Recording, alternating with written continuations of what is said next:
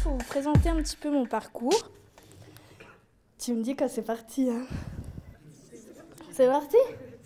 Ok, alors moi c'est Audrey Thiebaud, gérante, créatrice de Miss Audrey's Cupcakes. Une idée un peu farfelue comme ça, mais pas tant que ça. Je suis maman avant tout, parce que sans mes enfants, je ne serais pas là. Quoi dire d'autre? J'ai 32 ans. Je suis jeune, jolie, tout va bien. J'ai eu un bac, parce que j'ai été une étudiante modèle. Il fut un temps. Pas tant que ça en fait, parce que je me suis sauvée juste avant de passer mon bac, parce que je m'étais fait larguer, etc. Donc je suis partie, j'ai pris un avion et je suis partie un petit peu à l'arrache aux États-Unis. Et donc me voilà avec mon super chapeau en pensant que j'allais jouer au cow-boy aux States. Et pas du tout, parce que juste avant, j'ai dû bosser un peu pour gagner des sous pour partir. J'ai bossé à France Loisirs et puis je suis passée voir mon banquier en disant « Aïe, j'ai un travail, j'ai besoin d'une carte bleue, un chéquier ». Il m'a dit « Ok, il n'y a pas de souci, tiens, carte bleue, chéquier et découvert de 500 €. Pas de souci, je gère. Je pars aux États-Unis avec tout ça, en laissant un appartement avec un loyer de 521 € derrière moi, et mes potes, et mes boots, et ma salopette en jean. Donc me voilà partie, et je dépense tout, mon chéquier à C&A, H&M et d'autres boutiques pour préparer ma valise, mais sans argent.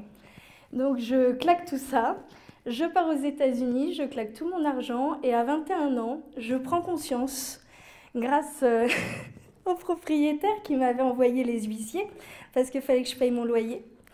Et je me suis dit, bon, bah, j'ai des responsabilités, il va falloir que je m'y mette. Donc du coup, je me dis, il faut que je fasse des études. J'avais quand même passé mon bac en candidat libre. Et je me suis dit, bac SMS, la suite logique, BTS ESF, économie sociale et familiale. Donc je me prépare pour passer mon BTS. Et là, la boulette du siècle, je tombe enceinte. Donc je me dis, bon, je vais passer quand même mon BTS. Et j'arrive au moment du BTS, au moment des oraux, pour avoir un diplôme de manière à élever ma fille. Et évidemment, j'accouche le 9 mai 2004 au moment des oraux. Donc, pas de BTS. Donc, c'est pas grave, je continue à avancer, vaille que vaille, parce que le papa, bien courageux, était parti. Donc, j'avais toujours mon appart à 521 € à payer et une bouche de plus à nourrir. Donc, du coup, je me suis mise à travailler au Quick tous les soirs de la semaine, de 19h à 23h30. Et les week-ends, et la journée, je m'occupais de ma petite fille qui grandissait bien, jusqu'au jour où elle a eu 2 ans et demi. Donc je l'ai mis dans une école privée parce que même si j'ai pas de thune, je me la pète. Et du coup, je me dis, faut que j'assume un petit peu ça. Donc je vais faire une fac de droit et je vais faire avocate parce que ça gagne bien. Donc je fais mes 2 années de droit malgré tout, sauf que pareil, pas trop la niaque. Donc je me dis il faut que je continue parce que les API, allocation parents isolés, plus la bourse, c'est pas top pour payer une école privée.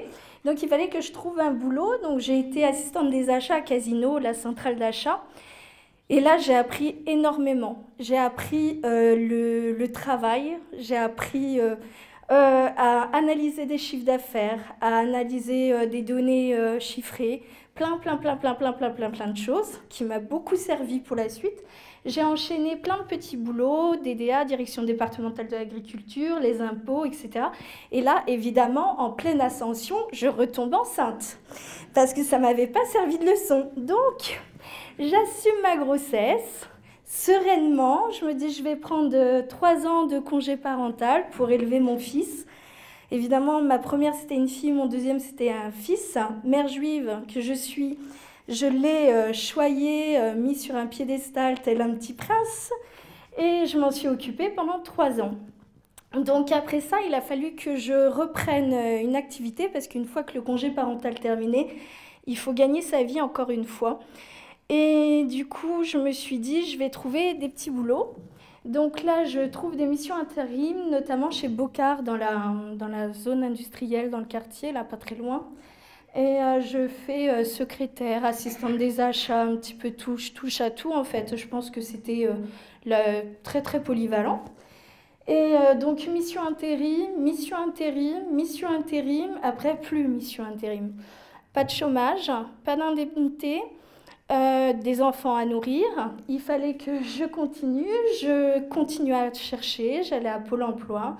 J'étais très très assidue à tous mes rendez-vous, ce qui est une chose très rare chez moi, n'est-ce pas Jérôme? Et du coup, vu que j'étais au chômage, bah, j'ai geeké, beaucoup geeké sur Facebook. Et là, je me suis dit, Facebook, c'est avec ça que je vais pouvoir faire quelque chose. Je faisais mes cupcakes. Pendant mes voyages aux États-Unis, j'avais appris à faire des cupcakes. Je me suis dit, à Dunkerque, il n'y a pas de cupcakes. Donc, j'ai créé une page Facebook avec mes photos qui étaient nulles de cupcakes, des photos super moches. Et ça a marché. Ça a marché tout de suite. Ça a pris. J'ai eu des commandes, mais de fou. Et notamment une super grosse commande pour Lille. C'était pour l'inauguration d'un magasin. Et là, ils m'ont demandé 400 cupcakes en 48 heures. Donc moi qui étais avec mon petit 6 cupcakes par mois, je suis passée à un truc hyper rapide. Et c'est là que je me suis dit, au-delà de mes commandes, de ma petite cuisine à la maison, de tout ça, il faut que je trouve un truc vraiment solide. Donc je me suis dit, je vais aller faire le marché, je vais me faire un stand, etc. sur le marché et je vais vendre mes cupcakes. Telle une hippie, mais bon, c'était showtime et très cher. Donc du coup, je me suis dit, je vais faire un food truck, comme aux States. Je vais me mettre dans un camion, je vais vendre mes cupcakes, sauf que j'avais pas le permis. Donc... Donc du coup, je me suis dit, c'est pas grave, je vais faire ça à vélo. Vélo, pas de permis, sauf que je sais plus comment ça s'appelle, Nadia, aide-moi. Un truc à 3 roues. Triporteur, voilà, le triporteur. Hyper cher, c'était genre 4000, 5000 boules, enfin bref, un truc énorme. J'ai dit, bon, ben c'est pas la peine. Donc du coup, je me baladais en vélo, telle une âme en peine dans Malo-les-Bains, avec mon petit mari. Et ce qui s'est passé, c'est que on est passé juste à côté de mon local actuel, à avenue Gaspard Malo. Et là, c'était en mai 2013, ouais. Et je me suis arrêtée, je me suis dit, c'est ici que j'aurai ma cupcakerie. Et je suis descendue de vélo, j'ai pris le numéro de téléphone qu'il y avait sur la porte, j'ai appelé le soir et j'ai dit voilà, je vous prends votre local, je vais faire des cupcakes. Sauf que j'avais pas une thune. Donc c'était très très risqué. Donc je me suis dit c'est pas grave, je vais aller voir Flan de Création et Initiative Flandre. Et donc je suis arrivée avec mes cupcakes, j'ai été voir Nadia, celle qui m'a suivie, et je lui ai vendu du rêve avec mes cupcakes. Je lui ai dit, bon bah écoute, j'ai un local, et il me faut 5000 € pour vendre mes cupcakes. Donc Nadia m'a tout de suite soutenue, c'est vrai, elle a assuré comme une bête. Elle a tout fait mes papiers parce que j'avais rien fait. Hein. Donc elle s'est occupée du prévisionnel. J'ai fait une étude de marché, donc je suis vraiment pas un modèle. Hein, vraiment, faut pas faire ce que j'ai fait. J'ai copié tous les trucs dans Google, etc. J'ai copié-collé, j'ai mis bout à bout et c'était fini. Et du coup, on a continué à vendre du rêve. Oui, je te l'avais pas dit, Jérôme, excuse. Et du coup, Jérôme est passé derrière nous, dans le bureau où on était, et dit non, mais avec 5000 €, tu vas jouer à la dinette. Et il faut rajouter un peu plus. Donc du coup, on repart avec nos cupcakes, on en ramène d'autres et on rajoute des sous et on était à plus de 10 000 €. Donc là, ça a été un moment de flottement parce que je devais rencontrer Monsieur Drapi. S'il y a un homme auquel j'ai rêvé toutes les nuits pendant plusieurs jours, c'est lui. Je ne l'avais pas vu, je l'imaginais genre tel un monstre, hyper froid et tout. C'était lui qui faisait le chèque, c'était hyper tendu pour moi. Donc je suis arrivée avec mes cupcakes chez Monsieur Drapi. Je lui ai vendu du rêve et je lui ai parlé de ma passion avec tout le cœur que j'avais et avec toute ma sincérité. Et il m'a dit banco, 15 000. Voilà. Donc, une fois mon chèque, mes crédits, etc., je suis allée ouvrir ma cupcakerie le 16 septembre. Et le 16 septembre, je vendais 150 cupcakes par jour.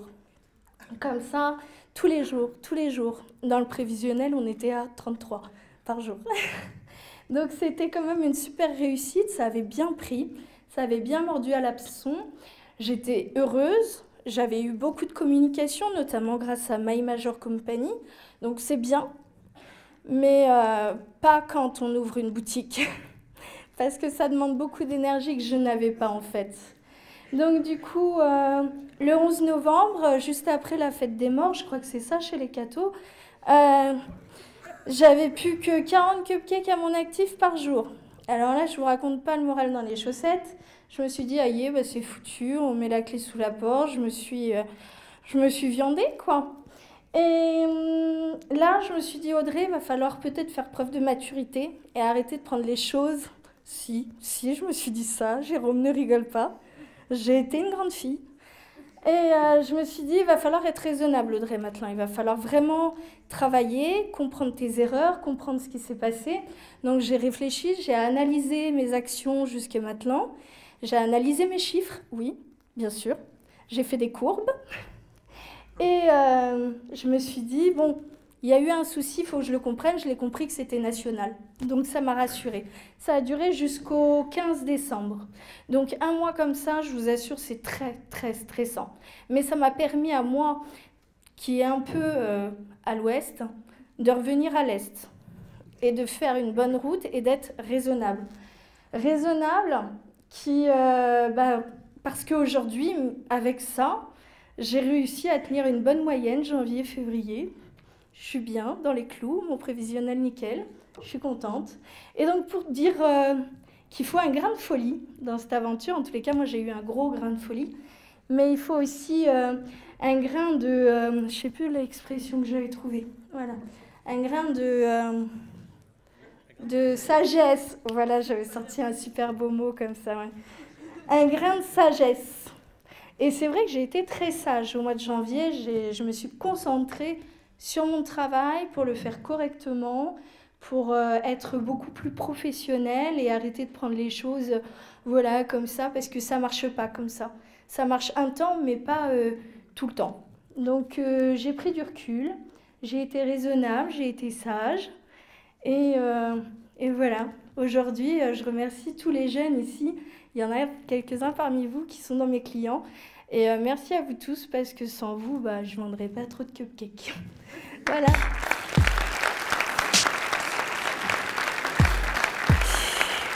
Oh, le truc, hein.